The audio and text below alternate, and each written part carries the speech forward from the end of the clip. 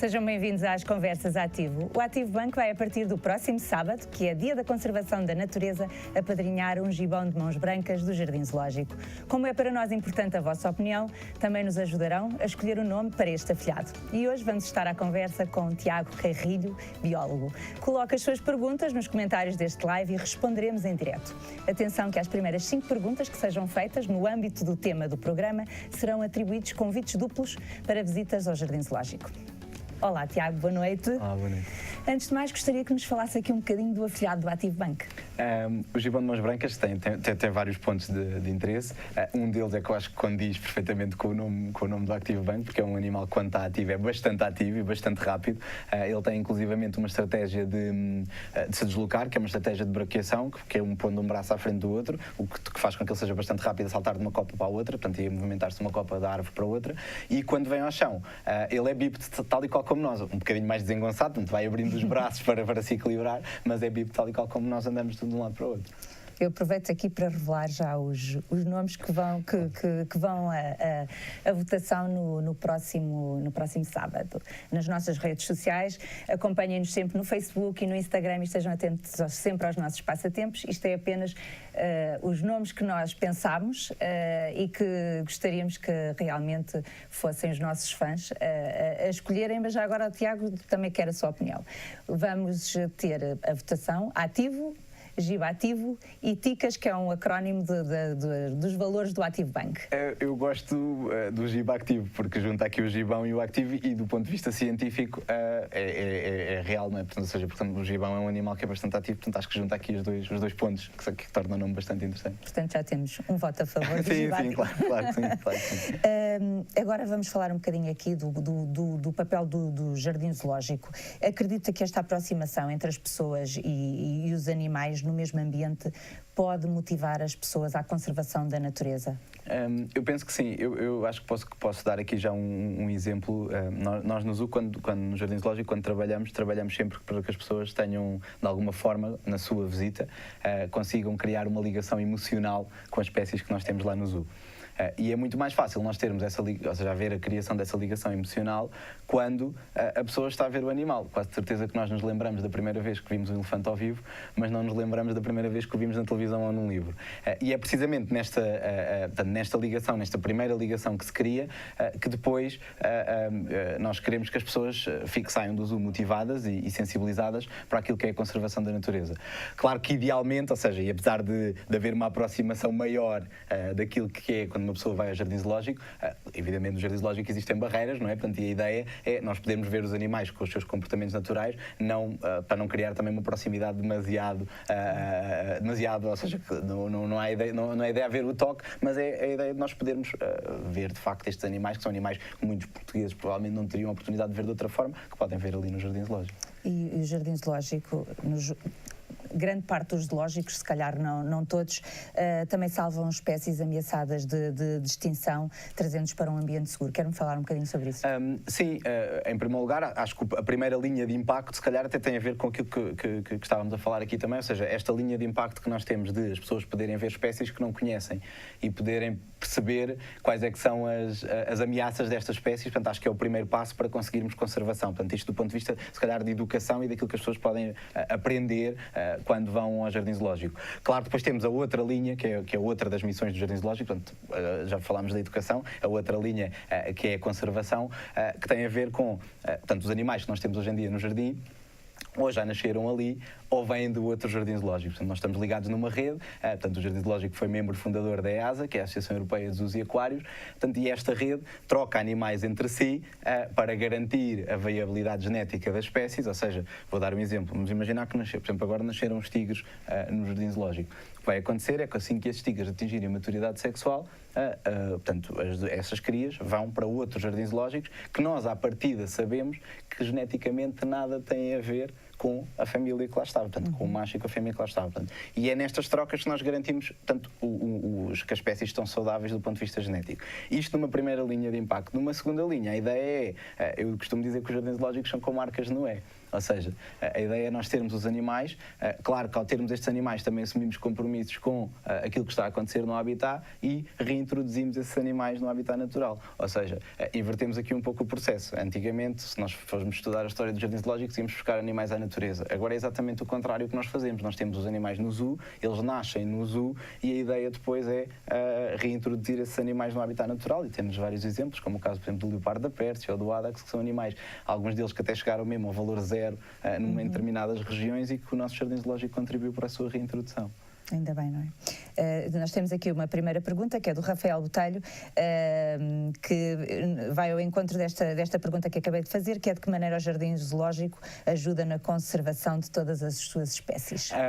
Portanto, o jardim zoológico tem, ou seja, eu acho que, e pondo aqui as três grandes missões do jardim zoológico, portanto, o jardim zoológico faz conservação, educação e investigação. Portanto, e a ideia é, por um lado, fazer com que as pessoas, como eu já tinha dito, quando vão ao jardim percebam, porque nós hoje em dia enfrentamos causas muito globalizadas, não é? Como as alterações climáticas ou o comércio ilegal de espécies, que são causas globalizadas e que muitas pessoas não teriam conhecimento dessas causas. O ir ao jardim zoológico faz com que torne o público mais consciente para essas causas, portanto, e permite-nos aprender também o que é que nós podemos fazer no nosso dia-a-dia para evitar essas causas de ameaça. Por outro lado, com estas trocas de animais que nós fazemos entre zoos e com esta reintrodução, permite garantir o futuro destes animais no habitat natural.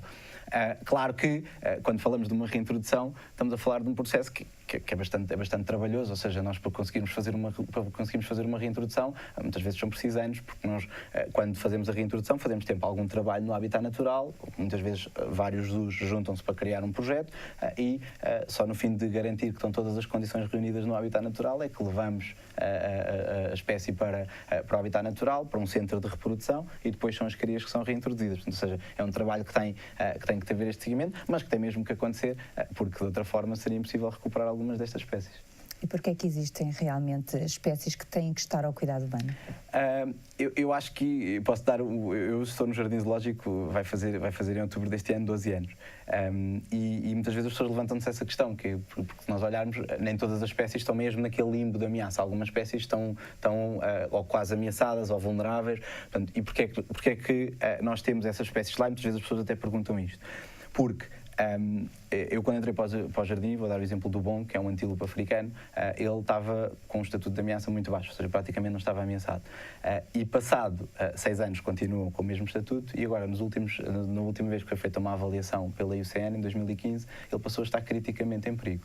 Ou seja, o que é que isto nos diz? Isto diz-nos que o ritmo da extinção está altamente acelerado. Portanto, ou seja, nós temos que ter as espécies ao cuidado humano para garantir que nós já temos o conhecimento necessário sobre essa espécie e para ser a tal arca de Noé que eu falava há pouco. Ou seja, antes que aconteça o dilúvio, antes que nós perdemos algumas espécies, nós já as temos no zoo para poder reintroduzir. E nós temos um desses casos, que foi vou dar outro exemplo, que é o exemplo do Adax. O Adax também é um antílope, é um herbívoro africano, e o Adax ficou mesmo está extinto no habitat natural.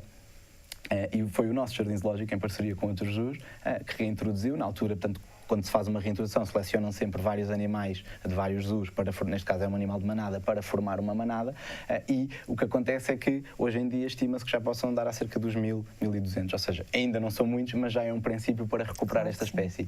E daí, eu acho que é com estes exemplos que nós vemos a necessidade que nós temos de ter estes animais ao cuidado humano. Claro que idealmente, se não houvesse extinção, se calhar não poderíamos estar a ter uma conversa completamente diferente, mas a verdade é que nós sabemos, por motivos, não é? Seja o comércio ilegal, as alterações climáticas, a desflorestação, portanto, ou seja, há várias causas de ameaça que aceleraram o processo de extinção e que faz com que haja esta necessidade de haver este trabalho para a conservação. E cada vez que há essas pequenas vitórias, para vocês é muito importante, não é? Sim, eu acho que para mim é um orgulho poder participar em todo este projeto que é o Jardim Zoológico, seja a nível educativo, ou seja aquelas vitórias, claro, do ponto de vista daquilo que é conservação mais pura, uma reintrodução é sempre uma grande vitória, mas aquelas pequenas vitórias do dia-a-dia, o conseguir ensinar sejam adultos, sejam miúdos, a fazer separação de resíduos em casa, ou ao fim do dia ter pessoas que dizem a próxima vez que for a uma grande superfície comercial vou ter cuidado com os produtos para te garantir que não compro produtos que não sejam sustentáveis. Ou seja, isto é um somar de vitórias e que acho que eu sei que sou parcial para dizer isto, mas aproveito já porque acho que é um trabalho conjunto, é um trabalho de equipa e acho que todos os funcionários do Jardim Zoológico acabam por contribuir para isto e por contribuir para tentarmos de alguma forma levar a conservação das espécies a bom porto. Claro que sim. Tenho aqui outra pergunta que é do João Ribeiro, que pergunta: sendo a educação um ponto tão importante da proteção das espécies, como é que o Jardim Zoológico procede a essa educação? Essa é uma excelente pergunta. Essa toca-me especialmente a mim. Eu acho Quando que... está a dizer que toca especialmente, se calhar era bom explicarmos porquê. Exatamente. Até posso começar por aí. Pronto, eu, apesar de ser biólogo de formação, comecei a trabalhar no Jardim Zoológico na área de educação, portanto, com as visitas guiadas para as escolas, e eu acho que desde que comecei, eu neste momento nunca mais me vou ver a fazer outro tipo de trabalho. É um trabalho que eu gosto bastante de mostrar o Jardim Zoológico, de mostrar as espécies, de falar das características das espécies, e acho que isso de alguma forma também prova como é que o Jardim Zoológico pode alterar e influenciar as pessoas. No meu caso foi mesmo a escolher uma carreira neste sentido, mas claro que do ponto de vista de sensibilização, como de alguma forma. Eu acho que do ponto de vista educativo, o Jardim Zoológico tem um papel muito importante, porque era aquela questão que eu falava de, ao ver os animais, nós queríamos logo uma ligação diferente. E nós no Jardim Zoológico temos há vários programas que as pessoas podem fazer do ponto de vista educativo, começando, por exemplo, por todo o programa que nós temos para as escolas, que está reconhecido pelo Ministério da Educação, e que é uma oferta que nós damos à escola, ou seja, a escola, assim por ir ao zoo, nós oferecemos logo o programa educativo. Para além disso, depois temos os nossos campos de férias, que é outra das grandes atrações das férias letivas, e depois temos programas para famílias, como é o Sábado Selvagem, o Zoo à Noite, que é outro programa para escolas em que as turmas podem passar uma noite no Jardim Zoológico, temos as festas de anos, temos as placas informativas, ou seja, eu diria que a oferta educativa do Jardim Zoológico neste momento é muito completa. Temos agora um programa novo também que é as Animal Talks, que as pessoas podem ir quando vão ao fim de semana, têm uma determinada hora um biólogo para falar daquela espécie, temos as apresentações, ou seja, toda a educação do Jardim Zoológico está montada para potenciar esta questão de aquisição de conhecimento que as pessoas podem ter quando vão ao jardim, porque hoje em dia, se nós pensarmos bem, com esta passagem de informação que nós podemos ter no jardim e com este potencial de poder dizer às pessoas, olha, porque às vezes são comportamentos simples, uma escolha sustentável de todos nós faz uma grande diferença no habitat dos animais, e em termos educativos é mesmo assim que nós pensamos, ou seja, nós queremos que as pessoas vão ao zoo, se liguem aos animais e daí ter esta oferta educativa toda, porque é muito mais fácil para nós conservarmos aquilo que nós conhecemos e conservarmos aquilo que temos uma ligação positiva, porque acho que esse é o ponto-chave aqui. Nós queremos mesmo, quando as pessoas vão ao zoo, tenham uma experiência altamente positiva, que gostem dos animais que lá encontram. Muitos deles até se vão identificar, e todos sabemos que a pessoa dá de ter o seu animal preferido, e isso faz com que seja mais fácil depois trabalhar toda a questão relacionada com a mudança de comportamento humano e no horizonte está sempre a conservação da natureza. Agora tenho já aqui algumas perguntas também. Uma é da Patrícia, que pergunta porque o nome Gibão tão original. O nome não é Gibão, o nome nós iremos levar à votação dos nossos fãs do Facebook e que nos seguem também no Instagram.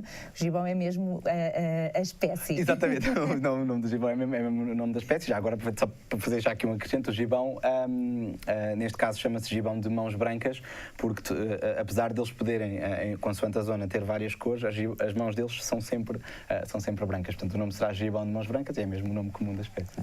Tenho aqui uma pergunta do Fortunato Geraldo, que pergunta qual o principal desafio, dificuldades de um biólogo em Portugal? Assim, eu acho, eu posso não é aquela profissão que tenha uma oferta de emprego gigantesca, e acho que posso ser completamente honesto nisto.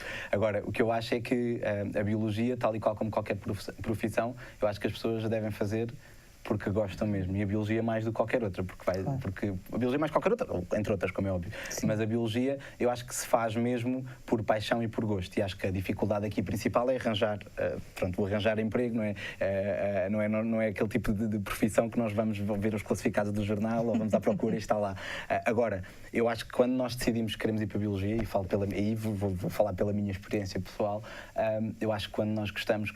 E todos aqueles biólogos que eu me fui cruzando ao longo do tempo que gostavam mesmo da biologia, todos eles estão a trabalhar na área que gostam, porque eu acho que quando nós gostamos, nós trabalhamos mais e empenhamos mais e acabamos por conseguir, se calhar, aquilo que todos diziam que querem pensar. Exatamente, eu acho que é muito por aí.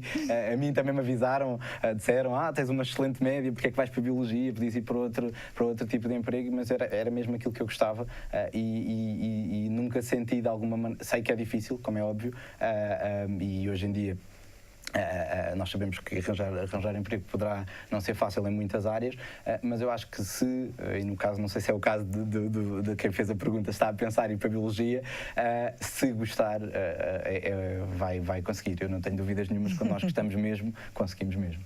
Tenho aqui outra pergunta, que é da Margarida Baião, e que gostaria de saber qual foi a sua melhor experiência até hoje nesta profissão. Eu acho que quando se trabalha em educação há uma parte mágica que tem a ver mesmo com lidar com o público e com aquilo que o público nos dá a nós. Já tive várias histórias interessantes, posso contar uma ou duas. Uma delas foi um miúdo muito pequeno que me disse uma vez que o zoo era como a terra do nunca. Parecia que nós nunca crescíamos ali dentro. Eu gostei dessa analogia, mas eu acho que em termos de realização pessoal,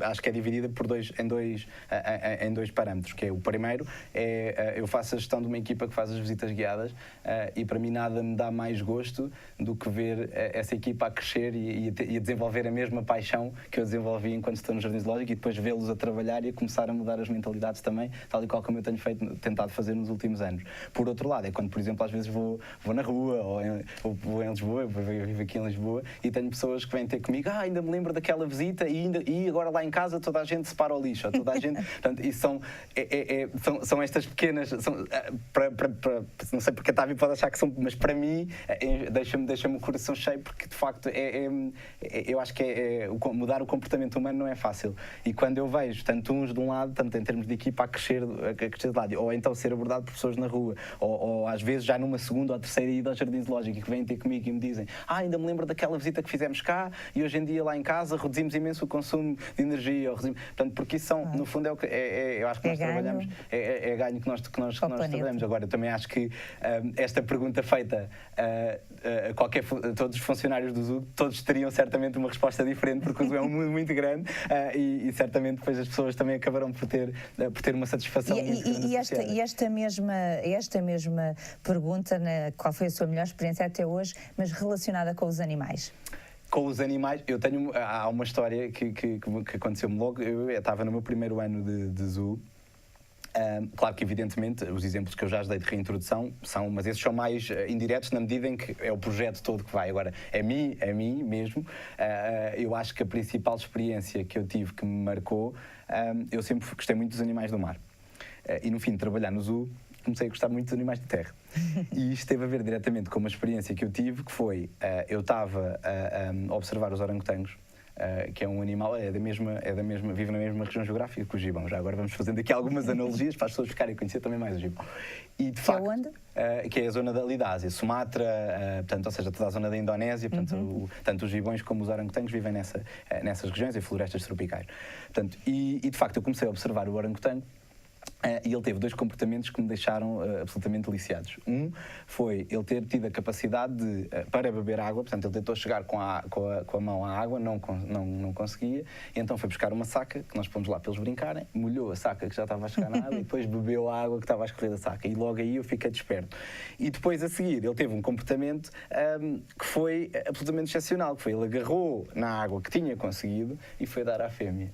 E nós podemos pensar, este é o tipo de comportamentos que nós vemos e que a mim marca-me logo, porque é quase tão humano por um lado, não é? Portanto, ou se calhar até mais humano do que muitos humanos. E isso faz com que, acho que em termos de motivação para mim, que quero muito que aquele animal continue no planeta. Ou seja, é por isso que eu trabalho, eu costumo dizer às vezes, então, é por isso que eu me levanto todos os dias, não é? Porque muitos dos animais que estejam no jardim zoológico continuem no planeta. Eu observar este tipo de comportamentos faz com que, de alguma maneira, me marcam muito em termos profissionais. Ou seja, apesar de eu não trabalhar diretamente, ou seja, neste caso, com os animais, ou seja, não tenho um trabalho tão direto como, por exemplo, um tratador, não é? Portanto, mas é a questão de fazer parte do zoo e de ver aqueles animais e de tentar compreender mais. Portanto, e a minha origem de ter ido para a biologia também tem a ver com isso, este interesse que eu tenho por saber mais sobre os animais. Portanto, e ao ver este tipo de comportamentos, vão-me marcando de alguma maneira e faz também com que eu tenha mais, do ponto de vista de motivação para aquilo que é o meu trabalho, eu ainda me sinto mais motivado, ainda quero mais que as pessoas mudem, ainda fico com vontade de falar para mais pessoas. Portanto, acho que é muito por aí, sim. E quando há pouco estava a dar aqui esse exemplo do orangotango, também nos remete para outra pergunta, que é, sem dúvida que o Jardim Zoológico tenta criar situações muito idênticas às da própria natureza, à vida selvagem, não é? Por exemplo, há pouco dizia-me que não alimentam certos animais todos os dias porque na vida selvagem isso também não acontece. Que fale-me um bocadinho sobre isto. Eu acho que, e daqui um bocadinho atrás, ou seja, nós quando fomos mudando no Jardim Zoológico, portanto, esta questão de ter aparecido, por exemplo, a Associação Europeia dos Aquários e os Jardins Zoológicos começarem-se a organizar de alguma forma, teve que aparecer uma disciplina nos Jardins Zoológicos, portanto, que eu costumo dizer que é um dos motores do Jardim Zoológico hoje em dia, que é precisamente isso que a Elsa estava a dizer, que é um enriquecimento ambiental, que é o quê? Que é nós montarmos e construirmos as instalações de maneira a permitir que os animais tenham a hipótese de ter os comportamentos naturais, ou seja, os comportamentos normais para cada espécie. Portanto, isto, por um lado, exige que nós tenhamos muita investigação associada à espécie, para perceber a espécie.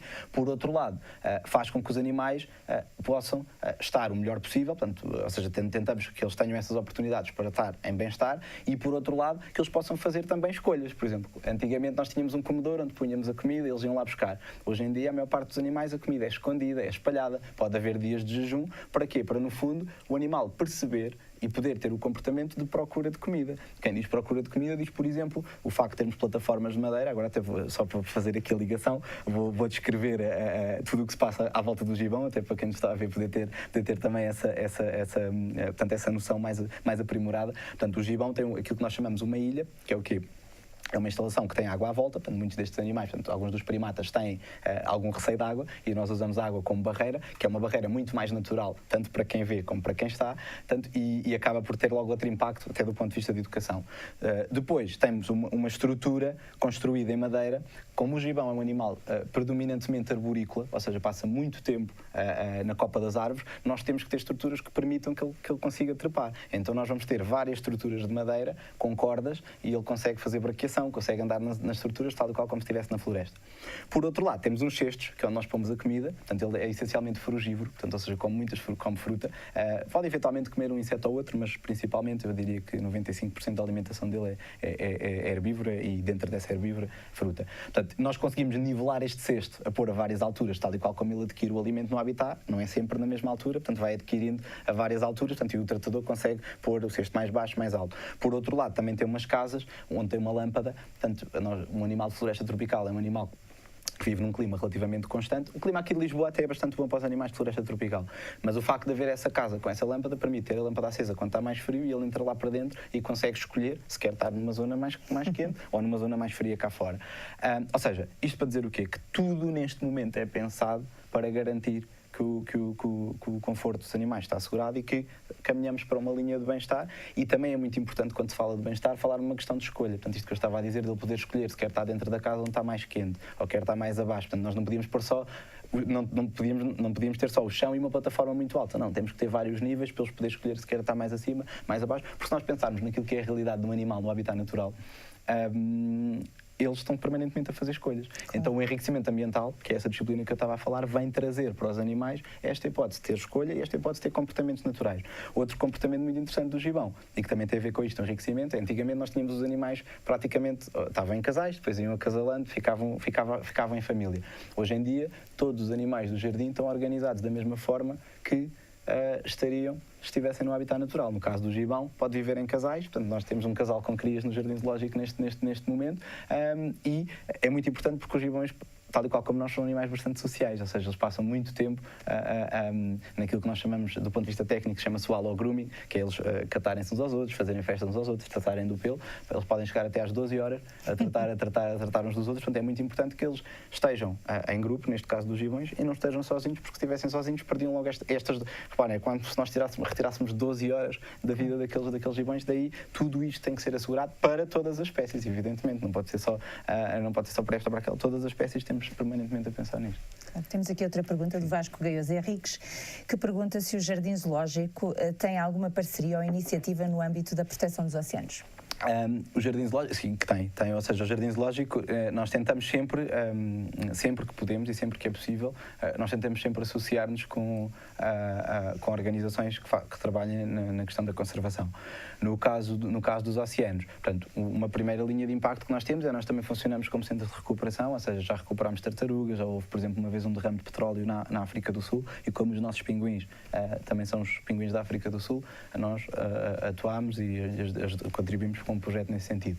Por outro lado, por termos golfinhos, nós estamos comprometidos com o Programa de Proteção Nacional dos Golfinhos do Sado. Portanto, ou seja, temos uma parceria com o projeto, o que faz com que nós, do ponto de vista de proteção, ou seja, para além das apresentações diárias onde nós falamos da questão da proteção dos oceanos, temos essa parceria.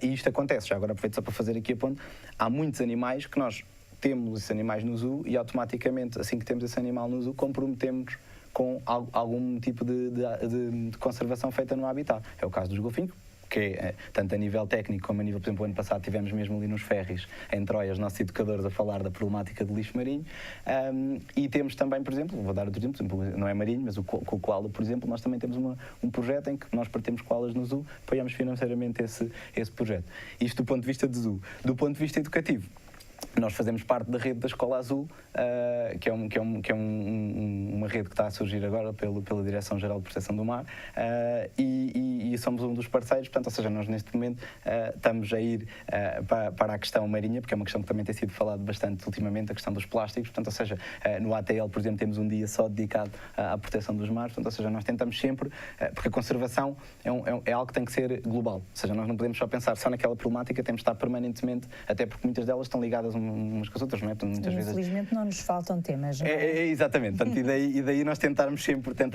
de alguma forma tentar atingir o maior número possível de causas e o maior número possível de projetos para tentar levar a conservação o melhor possível. Eu tinha aqui pensado uma pergunta para o Tiago, que tinha a ver com o stress dos animais em cativeiro e o Tiago fez questão de me corrigir, e muito bem, que não é dos animais em cativeiro, faz parte da vida animal, não é? E queria que me falasse um bocadinho desse stress. Sim, ou seja, o stress, se nós analisarmos cientificamente, no fundo o stress é uma resposta fisiológica ou comportamental a algum tipo de alteração do meio, ou algum tipo de ou seja, algum acontecimento que possa existir. Claro que quando nós pensamos naquilo que é o stress, podemos começar por nós, não é? Que todos podemos ter stress com o nosso trabalho, mas quando passamos para as espécies, elas também não estão livres de stress, estejam no habitat natural, porque se nós pensarmos, por exemplo, uma presa anda permanentemente a olhar para um lado, olhar para o outro. Por exemplo, passar o exemplo das zebras, dos impalas, dos suricatos, portanto, são animais que têm que fugir, dos predadores, então têm essa questão de estar sempre a procurar, a fugir por aí fora. Portanto, o que nós queremos no zoo é minimizar o stress que os animais tenham por estar ao cuidado humano. E é aí que entra o enriquecimento ambiental e a questão da escolha. Portanto, ou seja, claro que também não era bom para os animais do zoo que lhes dessemos, ou seja, era a tal questão que falávamos há pouco da comida, não é? Portanto, ou seja, senão os animais da natureza também não comem todos os dias, portanto, no zoo nós também temos animais, temos espécies que fazem jejum em alguns dias, precisamente para eles conseguirem gerir esta frustração, porque vamos imaginar que se nós reintroduzíssemos um animal, se ele estivesse habituado a comer todos os dias, portanto, aqui gerávamos logo gerávamos logo um problema para aquele animal. Portanto, ou seja, nós no Zoo tentamos, com o enriquecimento ambiental, minimizar o stress que possa ser eventualmente causado pelo facto de eles estarem ao cuidado humano, mas construímos este conceito do enriquecimento ambiental, e que é um conceito que está em permanentemente mudança, ou seja, nós estamos permanentemente a ver novas soluções, portanto, e daí também acho que as pessoas que têm acompanhado, eu costumo dizer que sou um sortudo, porque eu tive estes 12 anos no Jardim Zoológico e pude ver uma evolução muito grande das instalações, e há mesmo instalações mais modernas que se vão modificando, e às vezes o trabalho do tratador hoje em dia é um trabalho que envolve muito a questão de modificar as instalações, tentar perceber as espécies e tentar mudar em parceria com a equipa de enriquecimento ambiental, com os veterinários, com os biólogos, para de alguma forma nós permitirmos que os animais tenham os seus comportamentos naturais de maneira a minimizar o stress que possa ser eventualmente causado pelo cuidado humano. Agora, claro que muitas vezes quando falamos desta palavra, se calhar esquecemos que no habitat natural eles também estão submetidos a todos os desafios, não é? Portanto, todos os desafios que o animal tem no habitat natural, um animal e uma planta, as plantas também podem sofrer de stress hídrico, se quiséssemos ir por aí, mas, ou seja, é óbvio que tem a ver com uma resposta fisiológica, e que no caso do Jardim Zoológico nós temos esta questão do enriquecimento ambiental e de toda a forma como a instalação é construída. Na bocado estávamos aqui a falar que nós muitas vezes vamos aos linces, a lince ibérica, e não vemos o lince. Porquê? Porque de facto a instalação do lince tem que ter uma vegetação gigantesca em toda a sua extensão, que permite ao animal, se quiser estar escondido, se quiser estar à vista. Portanto, isto de facto que são tudo ações que minimizam aquilo que poderia ser o stress causado por estar ao cuidado. Agora vamos aqui fazer só uma parte, claro, quando estamos aqui a falar do lince ibérico, porque se calhar as pessoas também não sabem, eu pelo menos também não sabia antes de falar com o Tiago, porque é que esses dois linces ibéricos realmente estão em cativeiro. Sim, nós temos o macho é o gama e a fêmea é a azahar. Portanto, são dois animais que eram considerados, ou seja, já não poderiam ser reintroduzidos no habitat natural, portanto vieram do centro de Silves, o Centro Nacional de Reprodução de Lince Ibérico. Ela é uma fêmea que já está há muito tempo no programa, portanto já não se iria reproduzir, portanto, e ele tem epilepsia. Portanto, na impossibilidade de poder reintroduzir estes animais, eles foram levados para o Jardim Zoológico com o intuito das pessoas poderem ver uma espécie que é a nossa maior bandeira da conservação em Portugal, não é? Que é o lince ibérico, e que as pessoas possam, de alguma forma, olha, a questão que falávamos há pouco, de se aproximar um pouco e de ver esta espécie para perceberem porque é que ele está a desaparecer e o que é que nós podemos fazer para salvar este animal. Portanto, é aquilo que nós normalmente chamamos, por um lado, uma espécie bandeira, porque é uma espécie que tem um grande impacto do ponto de vista de conservação. Por outro lado, também é uma espécie educativa que permite às pessoas ver um animal que, o nome diz tudo, não é? Lince ibérico, ele é endémico, só existe na Península Ibérica, que é difícil de ver no habitat e que podemos hoje em dia ver no zoo com esse intuito de motivar as pessoas para a sua conservação. Sem dúvida. Tenho aqui mais uma pergunta que nos chega pelo Facebook, que é: qual a importância, que vem da Daniela Rato, qual a importância da educação ambiental em Portugal e de que forma o Jardim Zoológico contribui para esta área? Eu acho que a educação ambiental é muito importante a todos os níveis, portanto, ou seja, começando por Portugal, no mundo, e acho que é importante nós, quando falamos de educação ambiental, percebermos aqui dois pontos. Um é que a educação ambiental é para todos nós. Eu acho que durante muito tempo nós achámos que a educação ambiental era só para as crianças, mas acho que a educação ambiental é para todos, até porque nós, ninguém sabe tudo, não é? Ou seja, nós estamos sempre a aprender, há esta questão da investigação que está a acontecer, e que nós temos que, muitas vezes, quando fazemos educação ambiental, não é mais do que traduzir aquilo que se calhar está a ser estudado por cientistas e passá-lo ao público em comum para poder perceber quais é que são as problemáticas. Outra questão da educação ambiental é que a educação ambiental liga-se com a educação para o desenvolvimento, a educação para a cidadania, ou seja, a educação ambiental é algo que é transversal. Eu acho que ter boas práticas ambientais faz parte de cidadania, faz parte se nós nos queremos desenvolver enquanto sociedade, temos que ter boas práticas. Portanto, eu acho que a educação ambiental é completamente transversal a todos estes temas. Por outro lado, em relação ao zoo, pronto, como eu já disse, acho que é uma aposta muito forte do Jardim Zoológico em educação, porque temos, ou seja, ela está distribuída de várias maneiras, mas eu acho que já agora só para as pessoas perceberem, portanto, a nossa educação, ela assenta em 3 grandes pilares, portanto, que tem a ver com, de alguma maneira, passar conhecimento científico. Por outro lado, passar o conhecimento comportamental, ou seja, o que é que nós podemos fazer em nossa casa, no nosso dia-a-dia, no nosso cotidiano, para salvar espécies. E tudo isto começa com a educação emocional, que também é outro grande objetivo, que é a tal questão de as pessoas, quando participam nos nossos programas, a ideia é que as pessoas criem esta ligação emocional, porque é muito mais fácil uma pessoa mudar, sei lá, um hábito alimentar, ou porque têm esta ligação com a espécie, por isso é que nós quando temos desde visitas teatrais a visitas mais científicas lá no zoo, portanto N programas que enquadram toda esta questão da educação ambiental. Claro, estamos mesmo aqui a entrar na reta final. Isto haveria tanto para falarmos claro, ainda, claro, mas claro. não há tempo. Mas queria que, de uma forma muito sucinta, me falasse aqui um bocadinho entre o antes e o depois do Jardim Zoológico, porque isto é um esforço permanente, com certeza, para estarmos onde estamos hoje, não é? Sim, eu acho que o Jardim Zoológico terá sempre a evoluir. Ou seja, claro que o antes, e nós temos, se falarmos com pessoas já com alguma idade, não é? Nossos avós, eles terão uma memória muito forte associada ao Jardim Zoológico, porque eram as memórias daquilo que era o Jardim Zoológico antigamente e acho que era como, portanto, não há problema nenhum de ser como o Jardim Zoológico era. Agora, o que acontece é que com o passar do tempo, nós hoje em dia sabemos mais sobre os animais e o Jardim Zoológico foi-se modificando, em parte, para dar o maior conforto aos animais, mas eu acho que para quem vai ao Jardim Zoológico também acaba por ter uma experiência muito melhor. E isso deve-se à excelente forma como o Jardim Zoológico tem estado a ser gerido, aos padrinhos, e aproveito já para fazer aqui o agradecimento ao banco também, acho que é o momento para isso, porque de facto foi através destas parcerias que nós fomos fazendo, desta gestão que nós temos, do excelente trabalho que é feito pelas pessoas que estão no jardim, que permitiu, às vezes nós até dizemos que uma pessoa que esteja 5, 6, 7 anos sem ir ao Jardim Zoológico deixa de conhecer o Jardim Zoológico, porque as instalações vão se modificando de tal forma, nós hoje em dia, e tudo isto tem a ver com a questão do conhecimento, vamos modificando, vamos adicionando mais aquele tronco, vamos mudando aquele animal que hoje em dia estava aqui e agora está ali no outro lado. Então, ou seja, tudo é feito no jardim para, por um lado, proporcionar o melhor bem-estar aos animais que estão no jardim, mas também proporcionar o maior bem-estar a quem nos visita. Portanto, ou seja, eu acho que é uma situação de bem-estar, ou seja, nós queremos que quem nos visita, porque eu, pelo menos, enquanto pessoa que visitava o Jardim Zoológico antigamente, tenho as minhas memórias do Jardim Zoológico e lembro-me, por exemplo, do elefante que tocava o sino, que hoje em dia já não o faz. Portanto, só que isso foi mudando